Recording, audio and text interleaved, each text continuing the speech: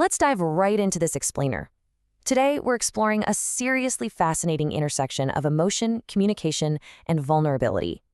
We are looking at a very specific astrological placement, the moon in the third house. Now, even if you're just mildly curious about astrology, what we're unpacking today is fundamentally about how we human beings process our absolute deepest feelings, and then how we translate them into language. We're going to look at exactly what happens when our raw, unfiltered emotions are literally forced to become words. I want you to consider this really powerful thought. Unspoken feelings accumulate like unopened letters. That perfectly captures the core drive of this placement. You see, remaining silent isn't just some strategic choice here. It's actually physically and emotionally painful. The longer those feelings stay hidden, well, the heavier those unopened letters become. For folks with this placement, expression isn't about putting on a performance. It's not about winning an argument. It is an absolute necessity. It's literally the only way they find relief. Okay, so let's get into section 1, when emotions become words. The urge to speak. To really grasp what's going on here, we gotta break it down. First up, the third house. This governs communication. It's the astrological domain of our thoughts, our writing, and just our everyday run-of-the-mill conversations. But crucially, it also governs courage. Specifically, the courage it takes to speak our minds and actually engage with the world around us. It's all about that active exchange of information in our daily lives. Now, on the other side of the equation, we have the moon. The moon represents our emotional landscape. It's our memory, our sensitivity, our intuition, and really our deepest sense of inner security. It reflects that constantly changing landscape of the human mind. So the big takeaway here is this. When you take the emotional, sensitive moon and please it right into the third house of communication, feelings naturally seek language. Thoughts instantly carry emotion, and it means that even the most casual, everyday conversations suddenly carry this intense amount of vulnerability. Every single experience quietly asks to be spoken, written, or shared. Moving on to section 2, the roots of emotional safety. Childhood and connection. A lot of people with this placement experience the profound power of words very, very early in life. Childhood conversations matter deeply to them, and family words, they stick around.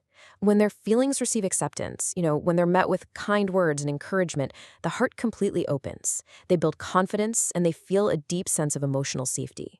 But on the flip side, when feelings are ignored, or worse, met with criticism, that criticism lingers for a long time. It hurts personally. The heart just quietly withdraws into isolation and heavy silence. For this placement, emotional safety entirely depends on having open, supportive communication. And that childhood dynamic explains exactly why silence is just so deeply feared. For the moon in the third house, silence is not peaceful. It is terrifying. And why? Because silence feels uncertain. When things go quiet, the mind instantly starts imagining distance and the heart imagines rejection. They don't want to argue. Remember, they rarely argue just for the sake of winning. Instead, speaking acts as reassurance. Conversation literally becomes their emotional safety net. They use honest, open conversation as a tool to protect their connections against misunderstanding and ultimately against loneliness. Let's pivot a bit. Section 3, the natural storyteller. Healing through words. Because they are so incredibly attuned to the emotional weight of words, this placement creates natural storytellers who absolutely thrive in careers of empathy. Think about it. Writers with this placement don't just remember facts, they remember exactly how things felt. Journalists notice the core humanity in a story. Teachers inspire gently. Counselors listen deeply. Poets somehow manage to actually describe silence. And speakers just move hearts. Their absolute greatest strength, no matter what profession they're in, goes way beyond just transmitting basic information. They have this unique gift for communicating feeling right alongside meaning. And here is exactly why that matters so much. Every shared story softens isolation, because this placement creates so much empathy. Other people's stories truly deeply matter to them. Pain is familiar to them, and emotional struggles never, ever appear insignificant. Their words become a literal healing force out in the world.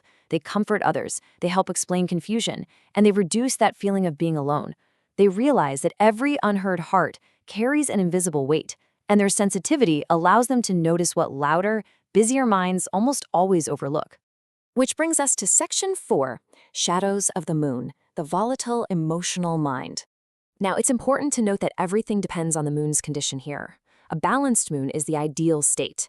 It creates incredible emotional intelligence, really deep listening, and quiet encouragement. In this state, other people feel understood without ever feeling judged.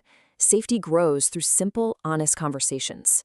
However, when we're dealing with a troubled moon, well, emotions change quickly.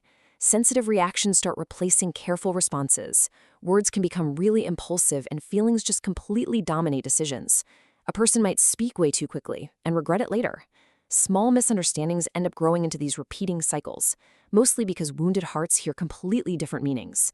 So emotional storms end up replacing what could be peaceful dialogue. So that brings us to a profound, quiet question. Does your heart seek peace or expression? I really want you to think about this in your own life for a second. It is the ultimate philosophical dilemma for anyone dealing with heavy emotions. You see, peace and expression often seem deeply connected, right? Yet sometimes they completely differ. Peace asks for acceptance. It asks us to quiet our emotions and just be. Expression, on the other hand, asks for release. It demands that we reveal our emotions to the world. One quiets, the other reveals. But what this placement teaches us is that both of these, despite the friction between them, remain absolutely necessary for emotional survival. We really can't have one without eventually needing the other. All right, Section 5, the deepest lesson, finding the balance. Maturing the emotional voice requires a surprisingly gentle approach. It never ever asks for emotional suppression. Instead, it asks for conscious expression. First, it begins by allowing yourself to feel deeply. Never stop doing that. But maturity comes when you start leaving space for thoughtful reflection. It requires recognizing that, hey, not every feeling requires immediate expression. Sometimes emotions actually need a little time to mature before they can become language. Some truths need patience before they can become a conversation. And finally, it requires the profound understanding that silence isn't always rejection. The strongest voices, it turns out, are not always the loudest ones in the room. I want to leave you with this final, incredibly powerful thought from our source material. Sometimes the greatest protest is finding words gentle enough to reach hearts that have remained silent for far too long. Real communication rarely just changes another person's mind, you know? It changes their heart. It builds trust. It softens loneliness.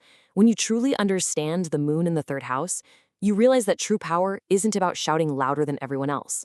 It's about being brave enough to use gentle, honest words to bridge the gap between us.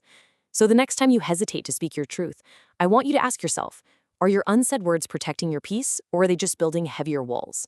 Thank you so much for joining me on this explainer. Keep reflecting, and I'll catch you next time.